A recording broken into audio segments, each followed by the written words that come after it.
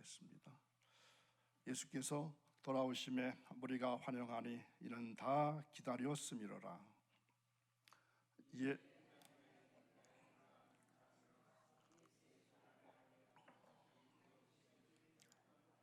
이는 자기에게 12살 된 외딸이 있어 죽어가미로라. 이에 12회를 혈루증으로 앓는 중에 아무에게도 고침을 받지 못하던 여자가 예수의 뒤로 와서 그의 옷가에 손을 대니 혈루증이 즉시 그쳤더라.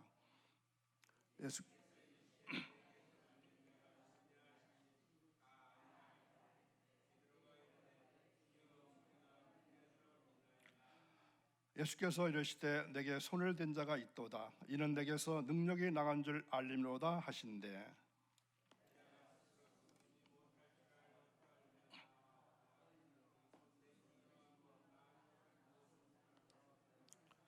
예수께서 이르시되 딸아 내 믿음이 너를 구원하였으니 평안히 가라 하시더라.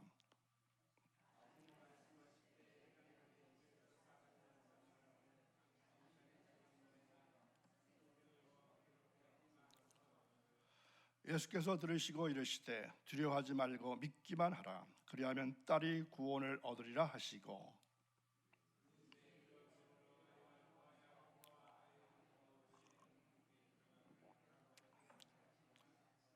모든 사람이 아이를 위하여 울며 통곡하며 예수께서 이르시되 울지 말라. 죽은 것이 아니라 잔다 하시니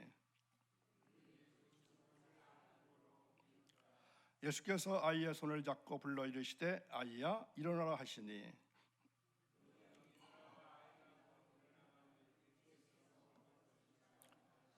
함께 있습니다. 그 부모가 놀라는지라 예수께서 경고하사 이 일을 아무에게도 말하지 말라 하시니라. 아멘. 한 주가 시작되는 월요일 새벽을 깨우시고 거룩한 전에 올라오신 여러분, 그리고 여러분의 가정과 자녀 손들이, 그리고 여러분 하시는 생업과 일터와 직장이 복된 한 주간이 이어지기를 주님의 이름으로 축원합니다. 오늘 말씀의 제목은 두려워 말고 믿기만 하라, 이러한 제목으로 주신 말씀을 상고해 봅니다. 신앙생활에는 간혹 두려움이 찾아올 때가 있습니다.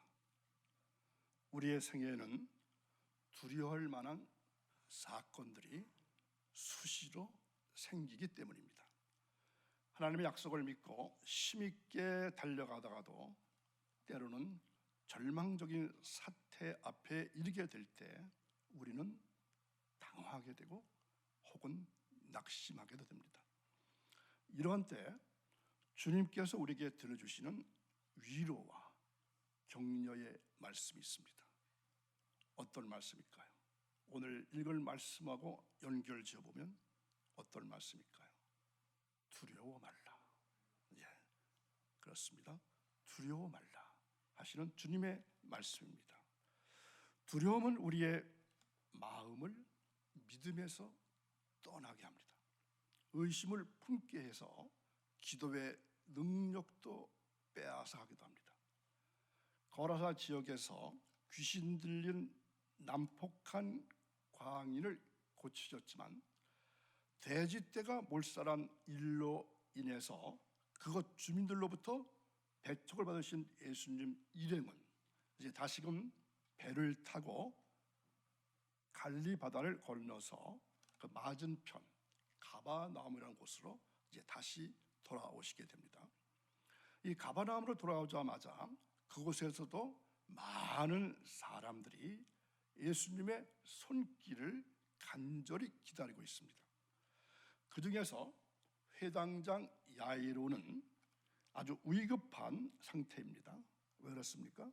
외동딸의 병 때문에 애타게 예수님을 기다리고 있다가 예수님이 가버나움에 당도하자마자 즉시 예수님께 달려나와서 그 발 아래 엎드려 자기의 12살 먹은 외동딸의 병고침을 위해서 간구했습니다. 회당장은 여러분 아시겠지만 유대의 사회에 있어서 지역 공동체라고 할 수 있는 회당의 최고 대표자입니다. 그리고 회당 예배의 관장을 하고 또 행정과 백성들의 재판까지 하는 이 높은 신분의 고관이 회당장입니다. 이처럼 회당장 야이로는 그 지역 사회의 대표적인 유지로서 귀한 신분의 인물이었지만 그러한 사회적 지위와 체면에 연연하지 아니하고 외동딸의 소생을 위해서 예수님께 달려나왔고 그리고 그 발 앞에 무릎을 꿇었고 간청했던 것입니다. 결국 야이로의 이와 같은 겸손과 간청과 열심이 예수님의 발길을 그 집으로 향하도록 했던 것입니다. 회당장 야이로의 집으로 가던 중에 예수님은 또 한 사람의 병자를 만나게 됩니다. 12해 동안이나 혈루증으로 앓던 여인의 병 치유를 위해서 잠시 동안 지체하시게 됩니다. 그 사이에 회당장의 집에서 기별이 왔는데 그 내용이 무엇이었습니까?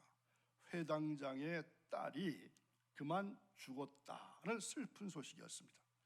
이 소식에 회당장 야이로를 비롯한 모든 사람들이 크게 낙심했고 따라서 이제는 예수님도 더 이상 어찌할 수 없다고 생각하고 포기와 절망의 상태에 빠졌습니다. 오늘 본문은 그래서 하나의 사건이 진행되는 중에 또 하나의 사건이 벌어지고 있는 상황입니다. 이 야이로의 이야기 속에 혈루증 여인의 이야기가 들어 있습니다. 그리고 이 두 개의 사건은 함께 어우러져서 예수님이 어떤 분이신지를 가르쳐 줍니다. 오늘 본문에서 예수님은 사람이 살아가면서 경험하는 문제 무엇입니까? 질병과 그리고 죽음이라고 하는 두 가지 문제를 모두 해결하시는 분이십니다. 사람은 누구나 이 문제 앞에서 두려움을 느끼게 되어 있습니다. 자신이 어찌할 수 없는 질병과 그 고통에 대해서 두려워합니다. 그리고 그 두려움의 절정은 죽음입니다. 하지만 예수님은 우리 인생이 가지고 있는 그 문제를 해답하시는 주님이십니다. 먼저 혈루증 여인의 경우를 살펴봅니다. 예수님이 거라사인의 배척으로 가버나움으로 되돌아오셨다고 했습니다. 예수님은 이곳에서 많은 사람들의 환영을 받으셨습니다. 그때 회당장 야이로가 나타났습니다. 회당장의 신분은 유대인 사회에서 유대인들에게 높임과 그리고 존경을 받는 그러한 사람입니다. 그런데 그가 예수님 앞에 나와서 그 발 아래 엎드려 간구했습니다.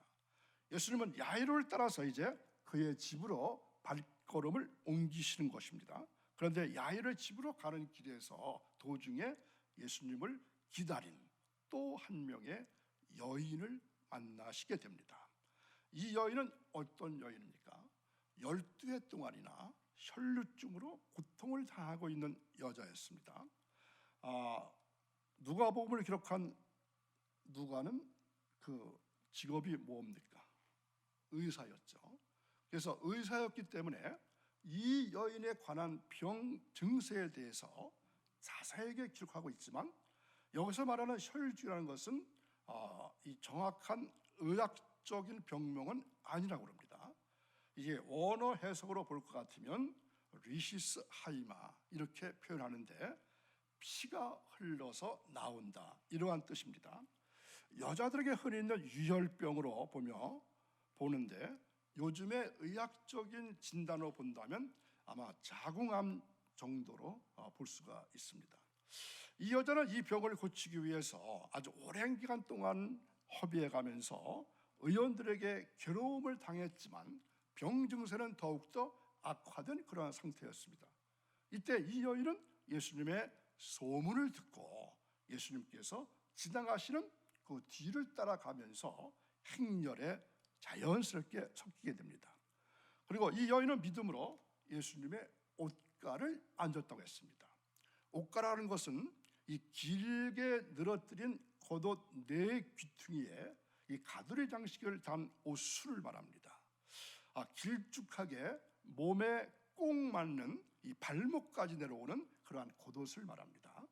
이 여인의 병은 율법적으로 부정한 병이었기 때문에 예수님 앞에 나가서 자기 병을 위한 간구를 드리지 못하고 이 두려운 마음 가지고 예수님의 뒤에 따라가면서 옷가를 만졌던 것입니다.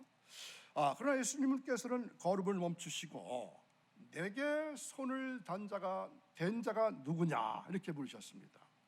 예수님은 이 여인이 예수님의 옷가에 손을 댔을 때 자신의 능력이 그에게 나간 줄을 아셨던 것입니다.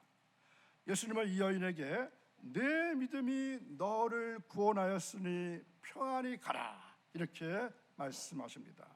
이 여인은 야이로와는 신분의 차이가 많은 사람입니다. 그리고 그의 믿음은 질병의 고통 중에서 예수님께 최종적으로 마지막으로 소망을 둔 믿음이었습니다. 그는 예수님 앞에 엎드리지도 않았습니다. 간절함으로 간구하지도 아니했습니다. 그런데도 이 여인은 그의 믿음대로 즉시로 고침을 받았습니다. 우리의 믿음이 예수님께로만 연결이 된다면 그로부터 능력이 나오기 때문에 무슨 문제인지 해결을 볼 수 있게 됩니다. 이제는 야이로 딸을 보시기 바랍니다. 이제 혈류증 여인과의 대화가 아직 진행 중에 있을 때에 회당장의 집에서 사람이 왔습니다. 그 집에 종이 듯한 이 사람의 말은 무엇이었습니까? 당신의 딸이 방금 죽었다. 이러한 전갈입니다. 그러니까 이 예수 선생을 더 이상 수고를 끼쳐서 괴롭게 하지 말라. 이러한 요청입니다. 자, 이 세상 사람들은 죽음을 인생의 최종적인 절망으로 알고 있습니다. 병으로 알아서 죽어갈 때는 그래도 고침을 받을 수 있는 소망이 있지만 숨이 끊어져 죽은 후에는 더 이상 무슨 소망이 있겠느냐 하는 것입니다. 예수님께서 이 같은 전갈을 들으시고 어떻게 했습니까? 그들에게 두려워 말고 믿기만 하라. 그리하면 딸이 구원을 얻으리라.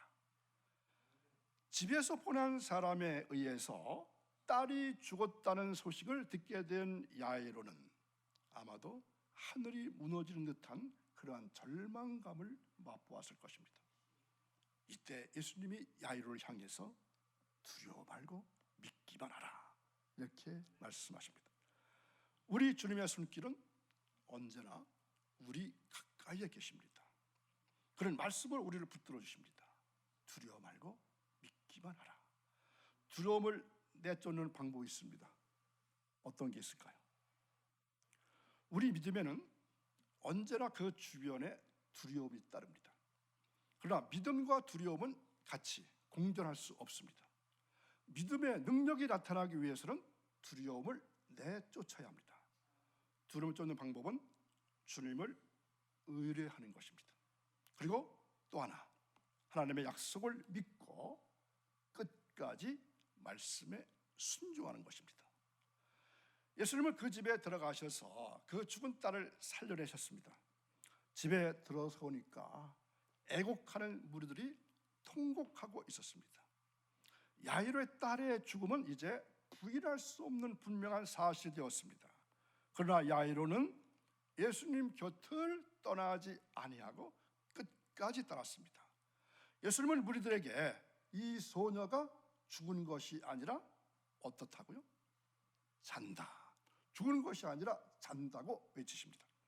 이 말씀에는 깊은 뜻이 들어있다는 것을 기억하시기 바랍니다. 잔다는 말은 어떤 의미일까요? 다시 살 수 있다는 뜻입니다. 이 소녀가 예수님의 권능으로 조금 뒤에 다시 살 수 있거니와 그보다는 이 말씀의 뜻은 그리스도인의 죽음은 결코 죽음이 아니라는 사실입니다. 왜 그렇습니까? 부활의 소망이 있기 때문입니다. 그러고 나서 예수님은 아이의 손을 잡고서 어떻게 외치셨습니까? 아이야 일어나라 명하시니 그 영이 다시 돌아와서 살아났습니다.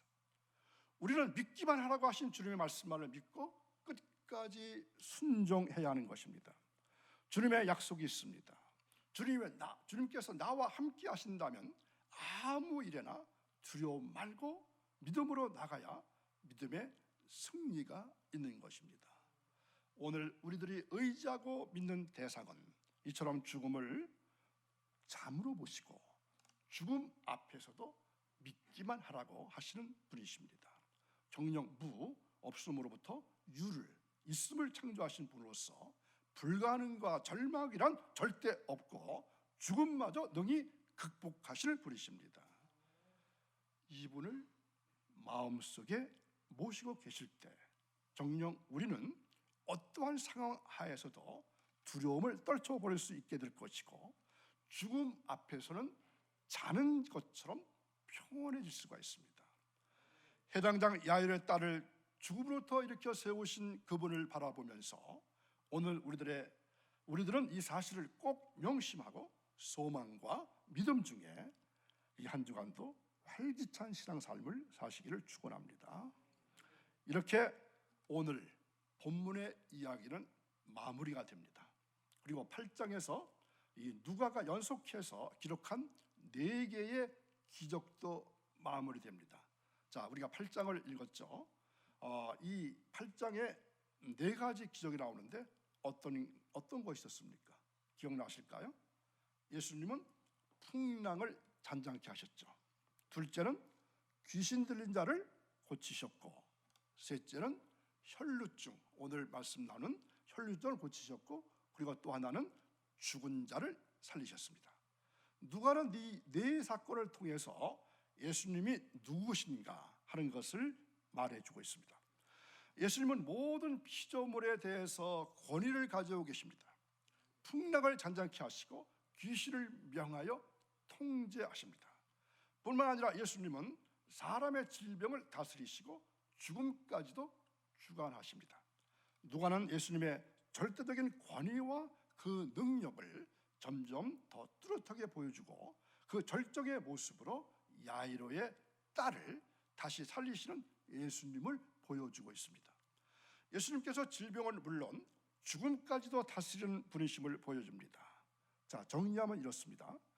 첫째 사건에서 풍랑을 잔잔케 하신 예수님을 보고 제자들이 서로 말합니다. 어떻게 말했을까요? 그가 누구인가? 그가 누구이기에 풍랑까지도 잠잠케 하시는가? 이 질문에 답을 하듯이 둘째 사건에서 귀신 들린 자가 예수님을 보고 이렇게 말합니다. 어떻게 외쳤죠? 지극히 높으신 하나님의 아들 예수. 지극히 높으신 하나님의 아들 예수. 그러니까 그분의 능력과 권위를 본 사람들의 합당한 반응은 그분을 받아들여야 하는 것입니다. 그분의 초청에 응해야 하는 것입니다. 오늘 본문의 표현으로 볼 것 같으면 그분을 믿는 것입니다. 계속해서 그분을 신뢰하는 것입니다. 상황이 어떻든 관계없이 계속해서 예수님을 따르는 것입니다. 그분께 나아가면 해결될 거라고 하는 믿음을 가지는 것입니다. 예상하지 못한 장애와 어려움 가운데서도 끝까지 그분을 믿고 인내하는 것입니다. 왜냐하면 예수님만이 온전하게 신뢰할 수 있는 분이기 때문입니다. 오늘 우리는 하나님 말씀을 통해서 예수님이 어떤 분이신지 들었습니다. 그러면 우리가 그 예수님에 대해서 어떻게 반응해야 하겠습니까? 예수님을 믿음으로 받아들여야 합니다. 이미 예수님을 받아들이셨습니까? 그렇다면 어떻게 살아야 하나요? 예수님을 믿는 사람으로서 무엇으로 인생을 살아가겠습니까? 우리는 그분을 신뢰하는 믿음으로 살아가는 것입니다. 그분이 우리가 인생에서 만나는 모든 문제의 해답이십니다. 우리에게 필요한 것은 환경이 아니라 그분을 보는 믿음입니다. 우리에게 필요한 것은 내 능력이 아니라 그분을 의지하는 믿음입니다. 자, 오늘도 생명을 거시고 귀한 말씀 들으신 여러분, 우리는 믿음으로 살아야 합니다. 오직 의인은 믿음으로 산다고 말씀하고 있기 때문입니다. 그런 믿음으로 살 수 있기를 바랍니다. 주님을 신뢰하면서 살아가시기 바랍니다. 그분께 우리의 인생을 모두 다 맡겨드리고 매일매일 그분을 향한 믿음으로 사는 여러분 모두가 되시기를 주님의 이름으로 축원합니다. 기도하겠습니다. 거룩하신 아버지, 한 주간 시작되는 월요일 새벽에도 저희들을 사랑하셔서 주님 거룩한 전으로 올라와서 말씀을 듣고 기도와 간구와 도고와 중보기도 할 수 있는 귀한 은혜의 시간을 허락하시니 감사를 드립니다. 우리가 말씀을 받을 때는 금방 받아들이는 것 같고 또한 그렇게 살겠다고 결심하지만 세상에 나가서는 금방 그 믿음이 어디 갔는지 그렇게 살아갈 때가 있습니다. 하나님, 우리의 믿음 없음을 용서해 주옵소서.